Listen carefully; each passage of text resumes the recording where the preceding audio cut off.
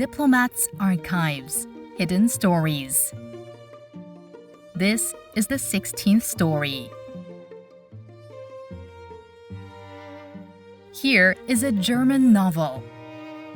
The title of the book is Der Yalu Flows. In English, it's The Yalu Flows. The person who wrote this book, which was published in Germany in May 1946, is Mirok Lee, or Lee Mirok in Korean.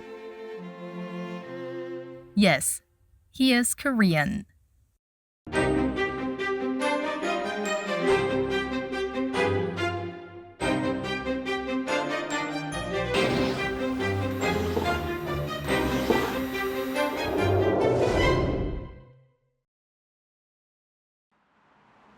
This is the Goethe Institute located in Seoul. There is a large collection of German books at the Institute's library. And here we found 3 books written by Li Mirok. Hello, my name is Martin Kasperek. I'm the head of cultural affairs of the German embassy. So Li Mirok came to Germany in 1920. So at this time, it was not so easy to travel from Korea to Germany. It was really a long distance, and still he integrated very well in the German society. And he joined circles of intellectuals, and he quickly discovered German philosophy, and he presented Korean philosophy to Germans. So he was one of the first Koreans to explain Korean traditions in Germany to Germans. But why did Li Mirok leave for Germany 105 years ago? In order to find out more about Li Mirok, we decided to turn back time just a little bit further. Li Mirok's birth name was Lee Eui-kyung. He was born on March 8, 1899 in the lunar calendar in Haeju, Hwanghae-do province. In 1910, when he had turned 11, Japan forcibly annexed the Korean Empire. From that point on, Korea would endure 35 years under Japanese colonial rule. Li Mirok likely grew up witnessing firsthand the harsh realities of Japanese occupation from a young age. In 1917, Li Mirok moved to Gyeongsang, present-day Seoul, and enrolled as a member of the 2nd class at Gyeongsang Medical College.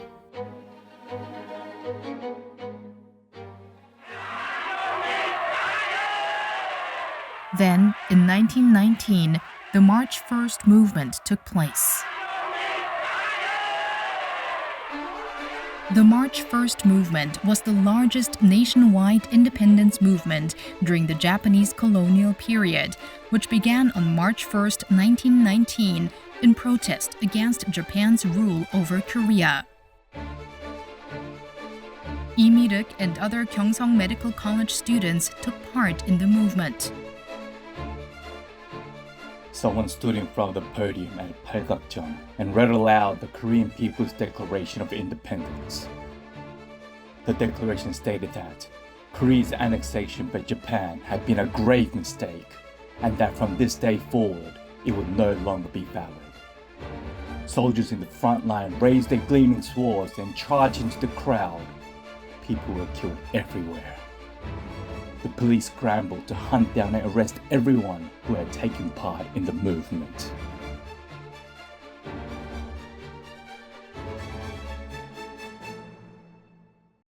About a month after the March 1st movement, on April 11, 1919, the Provisional Government of the Republic of Korea was established in Shanghai, China. Later on, the Korean Provisional Government established a secret organization called the Korean Youth Diplomatic Corps.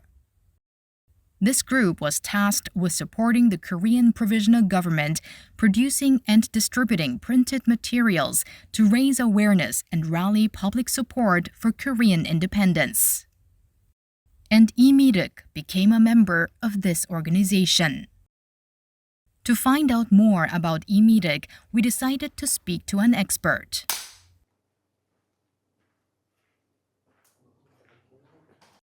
Park Kyun is one of the co-authors of the biography of Lee Mirok.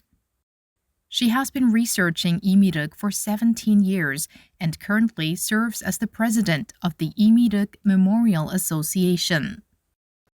The late Professor Chung Kyu-hwa, another co-author of the biography of Lee Mirok, was Park Kyun's mentor. As a professor of German language and literature at Seongsin Women's University and the founder and first president of the Lee Mirok Memorial Association, Professor Chung first learned about Lee Mirok while studying in Germany. He is known for dedicating his life thereafter to researching Lee Mirok's legacy. After Chung Kyu-hwa's passing, Park Kyun has continued to carry on his mentor's legacy, dedicating herself to researching Lee Mirok and raising awareness of his contributions to the world. 상해 임시정부를 만든 한 달 만에 대한청년 외교단이라는 걸 만들었어요. 이제 5월 달에 결성이 되고 8월 경술 국치를 기획해가지고 다시 한번 이제 그 3.1 운동 같은 그런 골기 운동을 기획을 했습니다. 그래서 이제 경술 국치 경고문을 작성을 할 때 외교 문서 관련된 것들은 이제 이미록 박사님이 하셨다라는 거지. 그래서 이제 그거로 인해 갖고 출판 그 법에 위반이 됐다라고 해갖고 2년형을 언도받게 됩니다. 그 당시에는 뭐 대부분 다 골석 재판을 받았던 것 같아요. 거기 참여했던 분들이. 그걸로 인해 갖고 쫓기는 신세가 됐던 거예요. Wanted by the Japanese authorities, Lee Mirok went into exile in Shanghai in November 1919. After arriving in Shanghai, Lee Mirok worked as a member of the Korean Red Cross under the Korean Provisional Government, where he helped train nurses. While assisting the provisional government in Shanghai, Lee Mirok decided to pursue further studies in Europe. At this point, one might wonder, why did Lee Mirok choose Europe, specifically Germany, rather than another country? There are no exact records explaining his decision. However, through an interview with Chairman Park Hee-seok of the Lee Mirok Memorial Association in Germany, we were able to gain some insights into this question. 거기서 아마 그 역사적인 배경이 좀 중요하다고 생각하는데 이미록 선생님이 이제 학교를 다니실 때 우리가 일제 강점이었지 않습니까? 그래서 일본이 이렇게 자기들을 현대화하는 과정에서 다른 나라가 아닌 독일의 모든 시스템을 다 받아들였습니다. 그래서 학교에서 이미록 선생님은 독일에 관련된 내용들을 많이 접했다고 이렇게 글이나 이런 부분 나와 있고, 그래서 어렸을 때부터 이 독일에 대한 어떤 나름대로 어떤 꿈을 가지셨던 것. 이미록 선생님이 유사으로 남아있는 글이 있습니다. 거기에 보면은 이미록 선생님이 이제 고국을 떠나야 되는 상황에서 어머니가 이미록 선생님 어머니가 이야기를 합니다. 그래, 이제 꼭 빨리 도망을 가라. 너가 그렇게 가고 싶어 했던 독일로 떠나라. 이렇게 이야기를 어머니가 했다고 그 유작에 나와 있습니다. In April 1920, he boarded a passenger ship bound for France. After arriving in France, Lee Mirok, with the help of An Bong-geun, who has also come to France, traveled to Germany together.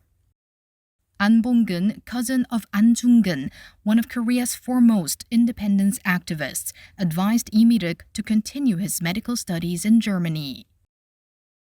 An Bong-geun and Lee Mirok arrived at the Münster-Schwarzach Abbey near Würzburg in southern Germany. There, they received assistance from Father Wilhelm, who had been involved in missionary work in Korea and had defended the imprisoned independence activist An Jung-geun. Lee Mirok stayed at the abbey for about 8 months, focusing intensively on studying German. I always had to look up every single word. And for difficult sentences, I had to ponder their meaning for a long time to fully understand them. Even when someone tried to explain, I couldn't grasp the explanation either. So every day, I read and thought alone until my eyes were so tired, I could no longer make out the letters.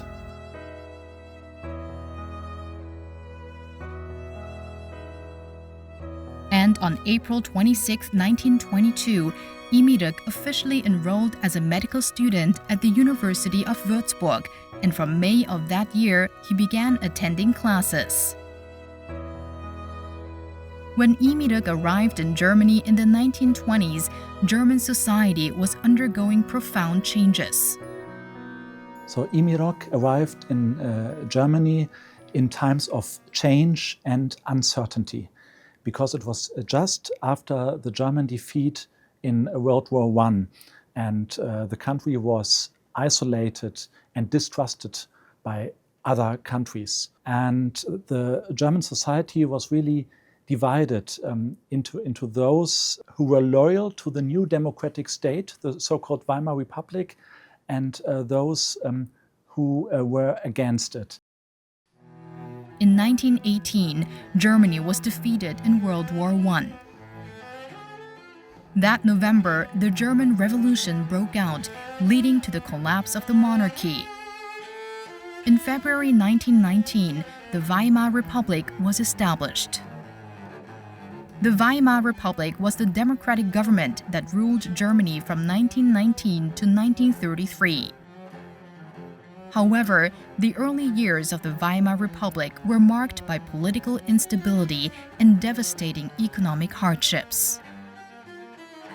And in 1923, Germany experienced severe inflation, and many Korean students studying there suffered from extreme financial hardships. Around this time, Lee Mirok, who had left Würzburg and was studying at the medical faculty Heidelberg, began to feel a growing sense of disillusionment with his medical studies. I, along with my friend Haigwan and other fellow medical students, slowly approached the table where the cadaver for dissection was laid. This deceased young man had not found eternal rest in the depths of the earth, but lay exposed, naked, under the winter sunlight on the table. Haigwan looked at me sadly and took my hand. At least light some incense. Scholarship, philosophy, nature, even the fact that humans live, all seem meaningless and dreadful.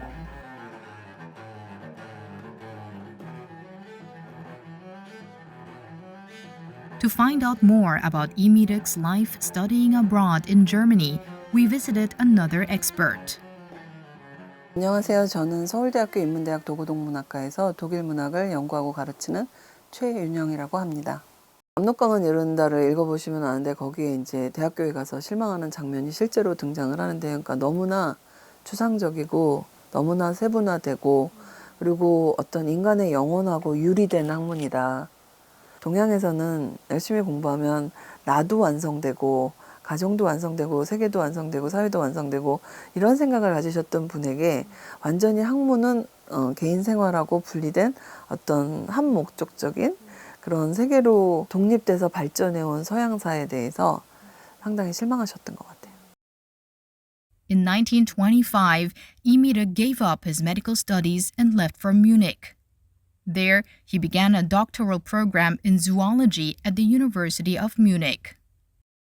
However, Lee Mirok did not focus solely on his studies in Germany.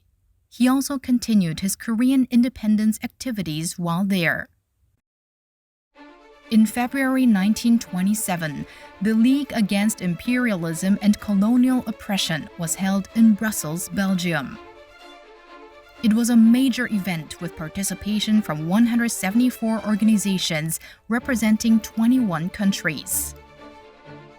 Lee Mirok, along with other Korean students abroad, took part in this conference as a member of the Korean delegation. To take part in the conference, they produced a booklet titled The Korean Problem. It was a resolution document compiled from extensive materials related to Korea's history, politics, and economy.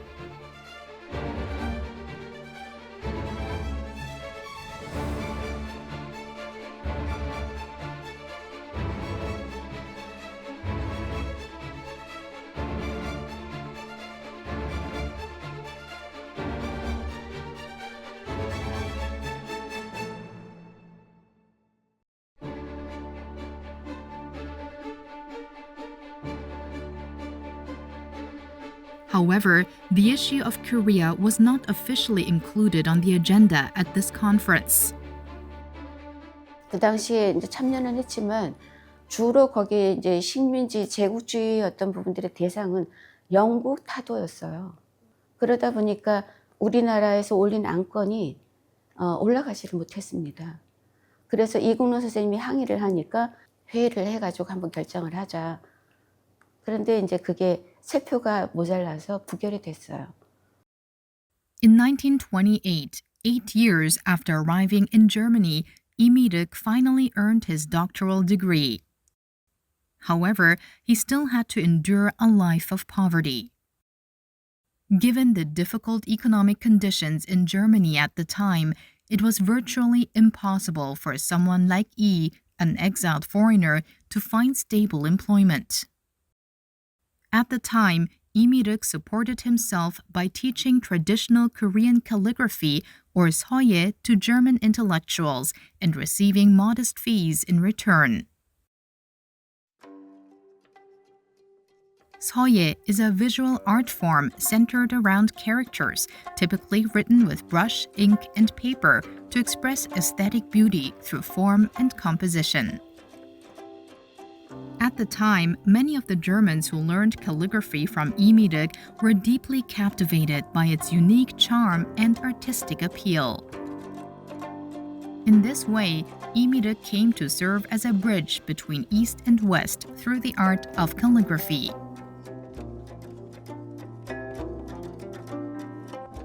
After earning his doctorate, Lee Mirok began to write in earnest. However, the exact reason why he chose to pursue a literary path remains unclear. We can only guess.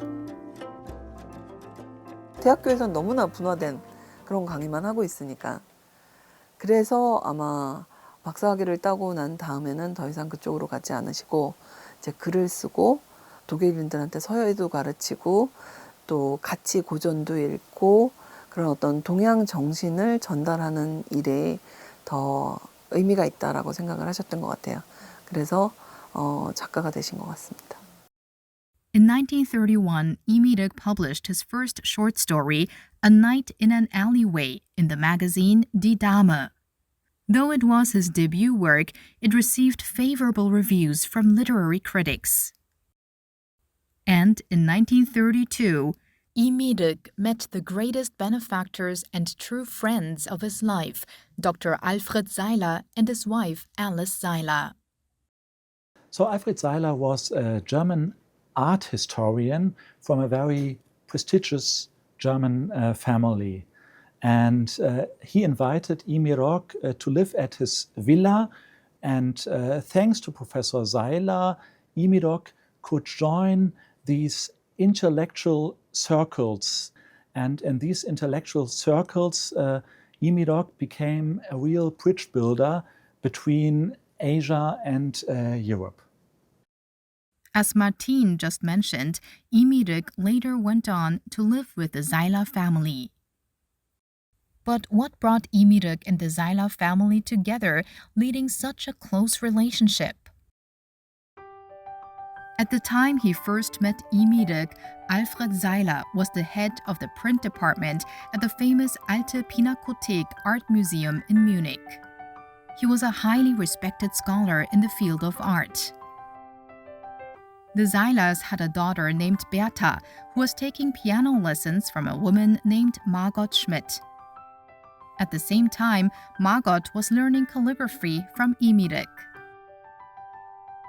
One day, Margot told Bertha that she was learning calligraphy from a wonderful Korean teacher. Bertha then shared this story with her family. After hearing his daughter's story, Dr. Alfred Seiler expressed a desire to meet Lee Mirok. And so, in the summer of 1932, he met the Seiler family for the first time. At that time, they talked about Eastern culture, Korean customs, and what Lee Mirok was doing in Germany. The Seiler family described him as well-educated and well-mannered and took a liking to him. Later, when Dr. Seiler learned about Lee Mirok's difficult living conditions, he offered him a vacant room in their home, inviting him to come and live with them. After thinking it over for a few days, Lee Mirok accepted Dr. Seiler's kind offer and moved into their home. From that point on, he became a part of the Seiler family. 자일러 박사님 부인 그리고 자일러 박사님 그 가족들 분이 아마 첫 인상이 이제 너무도 좋게 받았고, 이런 분을 우리가 좀 도와줘야 한다는 나름대로 어떤 그 휴머니즘 같은 이런 게 발동이 돼서 이미력 선생님을 가족에 집에 오셔서 같이 살게 합니다.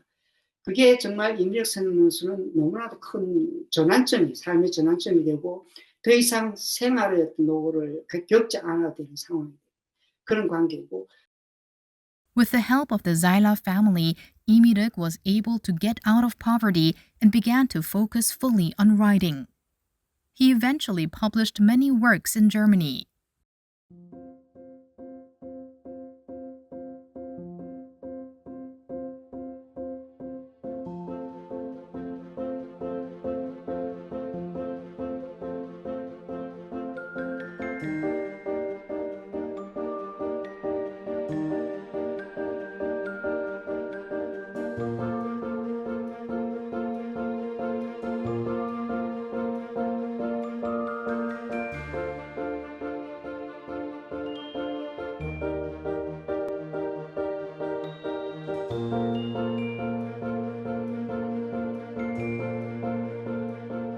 Starting with the publication of Suam and Mirok in Atlantis in 1935, he began using the pen name Lee Mirok instead of his birth name Lee Eui-kyung.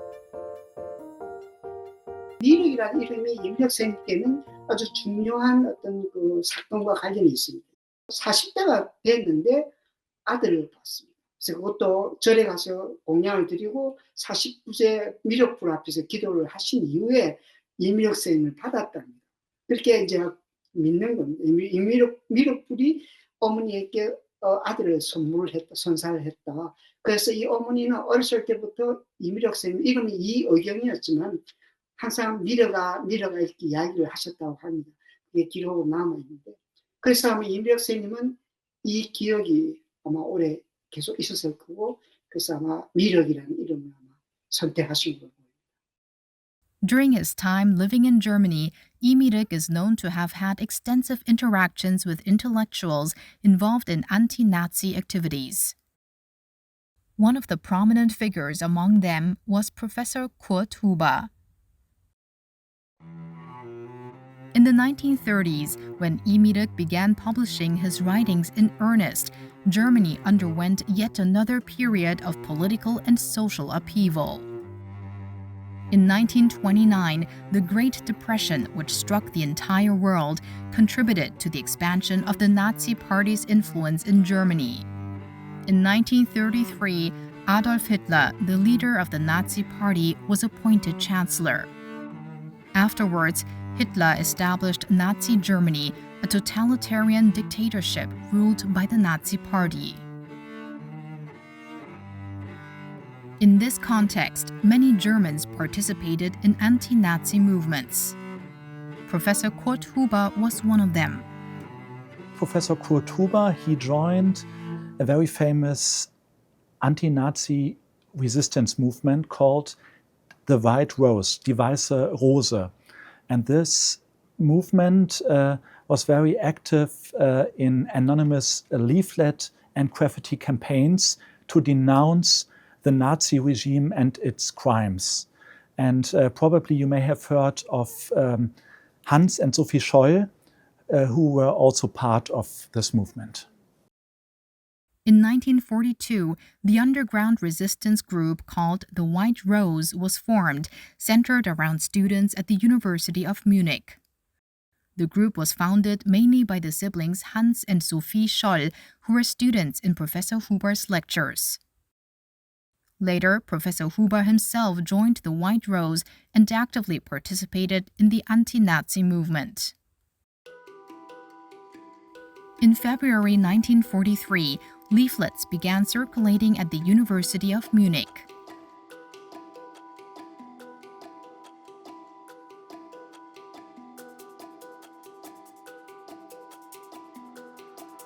However, when a university security guard spotted the White Rose members distributing leaflets and reported them, they were arrested by the secret police, the Gestapo. Professor Huber was soon captured as well. They were subsequently sentenced to death and beheaded. After Professor Huber was executed, many of his acquaintances distanced themselves from his family. The only person who reached out with kindness and offered help was Lee Mirok.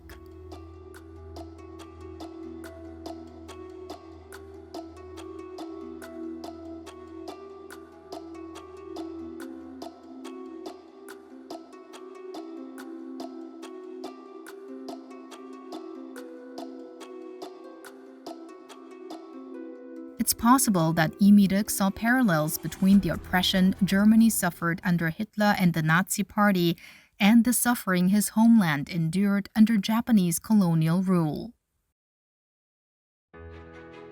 In 1943, Lee Mirok completed the novel he had been writing for 10 years. A little over a year after World War II ended, in May 1946, the novel was published in Germany. The title of this book is Der Yalu Flows, which means The Yalu Flows.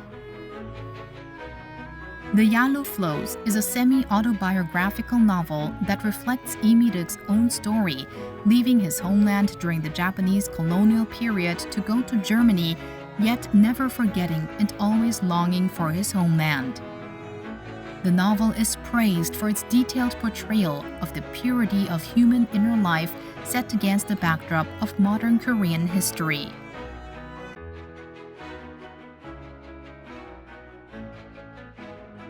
The very first Chinese character we practiced was Sky. We practiced it over and over more than 100 times. We clutched our brushes like a cleaner gripping a duster, writing from top to bottom on hanji. Our fingers turned pitch black. We wiped the ink on our pants without much thought and kept writing the characters again and again. I told Father every word I heard at school and brought him anything that seemed even slightly European. Scraps of paper with European writing and even pictures of tall buildings, bridges, or towers.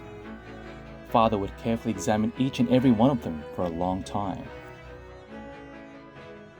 The Yalu River Flows was selected among the best German books in 1950.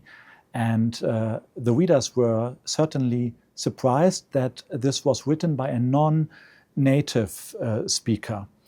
And I think they were really enthusiastic about Lee Mirok's soft and gentle words to describe nature, to describe Korean traditions, and to give them the opportunity to get to know Korea.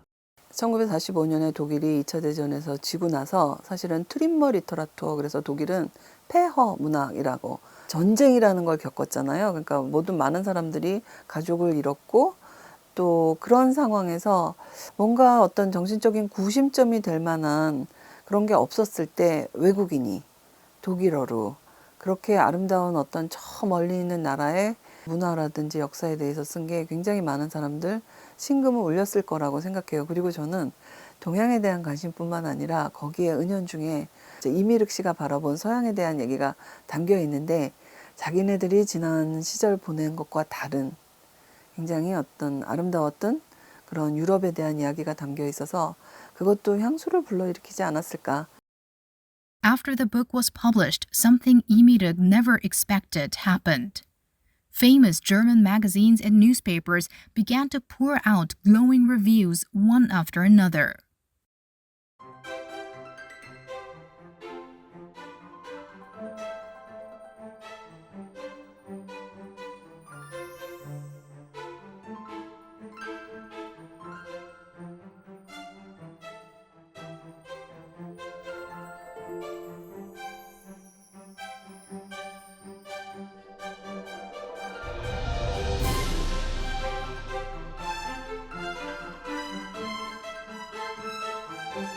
Lee Mirok's The Yalu Flows was translated into several languages and eventually included in German middle and high school textbooks.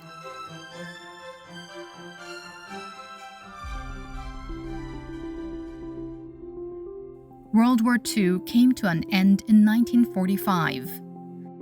And with it, Lee Mirok's long-awaited dream, Korea's liberation, was finally realized. Naturally, one might assume that he would have rejoiced and rushed back to his homeland. But he hesitated. 이미륵 박사님이 한국에서보다 독일에서 자일로 일가하고 살았던 기간이 더 길어요. 그런데 독일에서 일단 전쟁이 나서 독일의 모든 것들이 다 파괴가 됐어요. 그리고 파괴라는 거는 정말 가난해진 거죠. 모든 사람들이. 그리고 더 나아가서는 1944년도에 압록강 흐른다가 계약이 됐었어요. 그리고 그러니까 약속을 지켜야죠. 46년도에 책이 나왔잖아요.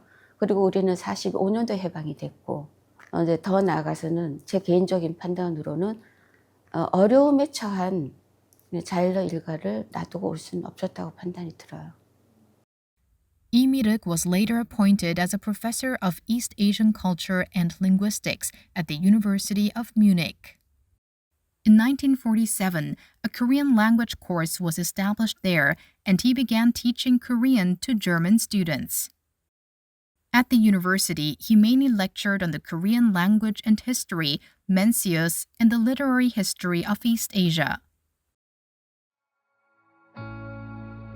Having left his homeland to live in a new land, Germany, as an independence activist, writer, and scholar, Lee Mirok passed away from stomach cancer on March 20th, 1950. His last words before passing were reportedly "wunderbar," which means wonderful.